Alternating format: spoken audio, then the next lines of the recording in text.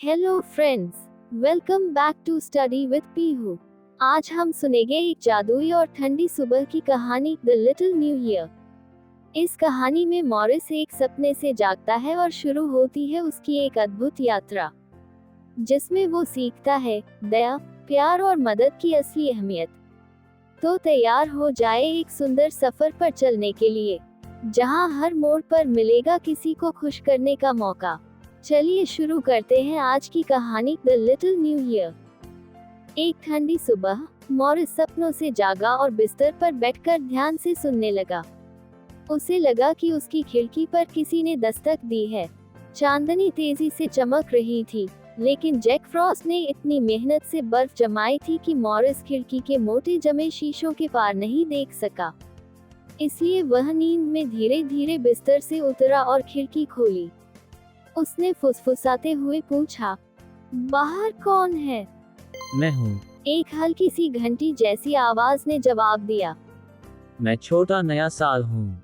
हो, मैंने सबको आशीर्वाद देने का वादा किया है, लेकिन मैं तो बहुत छोटा हूँ। मुझे इन्हें बांटने के लिए किसी की मदद चाहिए। क्या तुम मेरी मदद करोगे कृपया? ओह, कितनी ठंड है, मॉरिस ने कहा। मैं तो अपनी गर्म बिस्तर में वापस जाना चाहता हूँ। और वह कांपने लगा।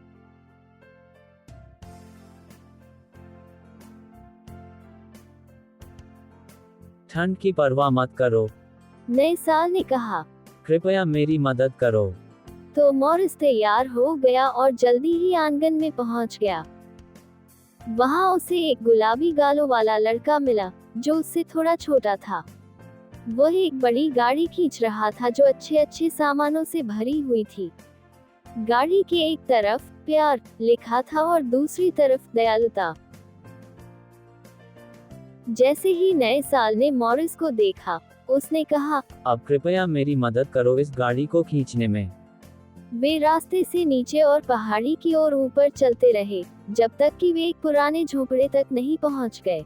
यहीं मैं पहली बार रुकूंगा, नए साल ने कहा। लेकिन यहाँ तो एक बूढ़े आदमी रहते हैं और उनके कोई बच्चे भी नहीं हैं। मॉरिस ने हैरान होकर कहा, उन्हें मेरी मदद की जरूरत है। बड़े लोग भी चाहते हैं कि उनके बारे में वैसा ही सोचा जाए जैसा बच्चों के लिए सोचते हैं। तुम उसके दरवाजे तक का रास्ता साफ कर सकते हो जब तक मैं अपनी कुछ आशीर्वाद की चीजें निकालता हूँ। छोटे हाथों ने गरम कपड़े, लकड़ियाँ और नए साल का भोजन जमा कर दिया, और नए साल गाना गाता रहा। ओह, मैं छोटा नया साल हूँ। हो, मैं बर्फ पर दौड़ता आ रहा हूँ, अपनी घंटियों को बजाते हुए खुशी से। तो दरवाजा खोलो और मुझे अंदर आने दो। बूढ़े जो ने बाहर कुछ आवाज सुनकर दरवाजा खोला। जब उसने इतने सुंदर उपहार देखे, तो खुशी के आंसू उसकी आंखों से बहने लगे। वह उपहारों को अंदर ले गया और धीरे से बोला, प्यारे भगवान, आज रात यहाँ आए थे। अब हम कहाँ जा रहे हैं? मॉरिस ने पूछा, जब वे पहाड़ी से नीचे भाग रहे थे। एक गरीब बीमार लड़की के लिए फूल ले जाने, नए साल ने उत्तर दिया। जब वे एक छोटे से सफेद घर के पास पहुंचे, मॉरिस ने कहा, मैसी यहाँ रहती है, पर मुझे नहीं पता था कि वह बीमार है। खिड़की थोड़ी खुली हुई है, चलो गुलाबी फूलों का ये गुच्छा इस कमरे में डाल दें। जब वह जागेगी तो यह फूल उसे खुश कर देंगे, और ये फूल उसे कई दिनों तक खुशी देंगे। फिर वे जल्दी से दूसरी जगहों पर चले गए, हर जगह कुछ आशीर्वाद छोड़ते हुए। आपकी गाड़ी कितनी अद्भुत है, मॉरिस ने कहा। आपने इसमें से इतना कुछ निकाल लिया, फिर भी यह खाली नहीं होती। तुम सही कह रहे हो मॉरिस, दया और प्यार का कभी अंत नहीं होता। जब तक मुझे ऐसे लोग मिलते रहेंगे जिन्हें प्यार और दया चाहिए, मेरी गाड़ी में उनके लिए आशीर्वाद रहेगा। ये गाड़ी कभी खाली नहीं होगी जब तक मैं उन लोगों को खोज पाऊं जिन्हें मेरी मदद चाहिए। अगर तुम रोज मेरे साथ चलो और आशीर्वाद बांटने में मेरी मदद करो, तो तुम पूरे साल खुश रहोगे। नया साल मुबारक हो, किसी ने कहा। मॉरिस ने खुद को बिस्तर पर पाया, जबकि उसकी बहन दरवाजे पर थी। क्या तुम्हें कोई अच्छा सपना आया? उसने पूछा। छोटा नया साल कहाँ है?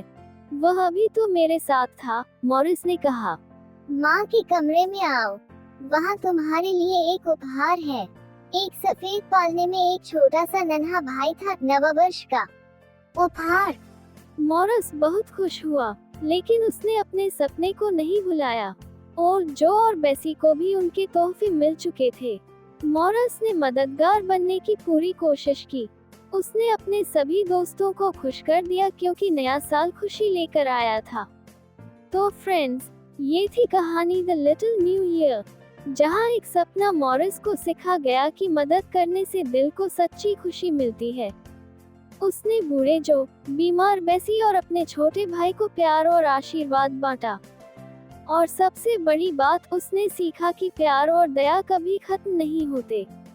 अगर आपको ये कहानी पसंद आई हो तो वीडियो को लाइक, शेयर और सब्सक्राइब जरूर करें। फिर मिलते हैं एक नई कहानी के साथ। Bye bye.